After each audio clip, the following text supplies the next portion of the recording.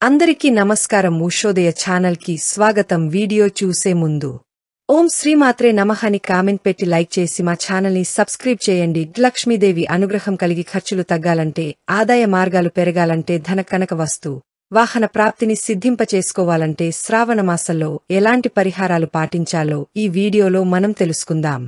శ్రావణ మాసం చాలా విశిష్టమైనది. స్త్రీలు 4 శ్రావణ శుక్రవారాలు పూజలు, వ్రతాలు చేస్తూ ఉంటారు. శ్రావణమాసం లక్ష్మీదేవికి చాలా ఇష్టం. ఈ మాసంలో కొన్ని పరిహారాలు పాటిస్తే లక్ష్మీదేవి తొందరగా అనుగ్రహిస్తుంది.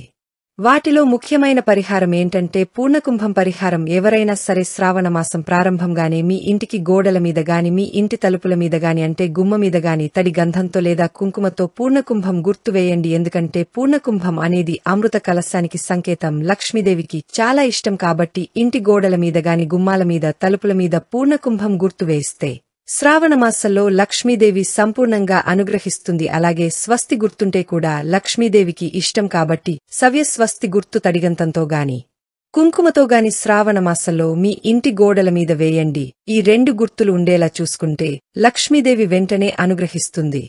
అలాగే లక్ష్మీదేవికి ఎన్ని రూపాలు ఉన్నా కూడా శ్రావణమాసంలో బాగా ఇష్టమైన రూపం ఒకటి ఉంది. ఆ రూపం ఏంటంటే గజలక్ష్మీ రూపం.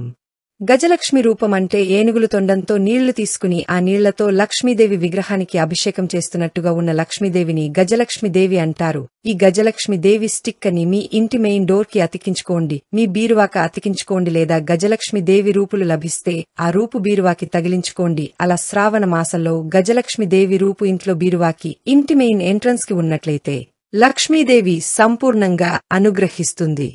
అలాగే శ్రావణ మాసంలో దీపం పెట్టాక రోజు ఒక శ్లోకం చదువుకోండి. ఆ శ్లోకం చాలా శక్తివంతమైన శ్లోకం. ఒకప్పుడు దేవేంద్రుడు తనకున్న సంపదలు మొత్తం పోగొట్టుకున్నప్పుడు లక్ష్మీదేవిని ఒక స్తోత్రంతో ప్రార్థిస్తాడు. దాన్ని ఇంద్రకృత లక్ష్మీ స్తోత్రం అంటారు. అప్పుడు లక్ష్మీదేవి ఇంద్రుని అనుగ్రహిస్తే ఆయన పోగొట్టుకున్న ధన కనక వస్తు వాహనాలని కూడా తిరిగి పొందుతాడు. అంతటి శక్తివంతమైన స్తోత్రంలో ఒక శ్లోకం ఉంటుంది. ఆ శ్లోకాన్ని శ్రావణ మాసంలో ఇంట్లో యజమానిగాని, యజమానురాలుగాని దీపం పెట్టక రోజు చదువుకుంటే సంపూర్ణంగా మీదేవి అనుగ్రహం కలుగుతుంది. ఆ శ్లోకం ఏంటంటే నమస్తే సర్వలోకానాం జననీం అభ్యసంభవం శ్రీమునద పద్మాక్షేమ విష్ణు వక్షః స్థల స్థిత.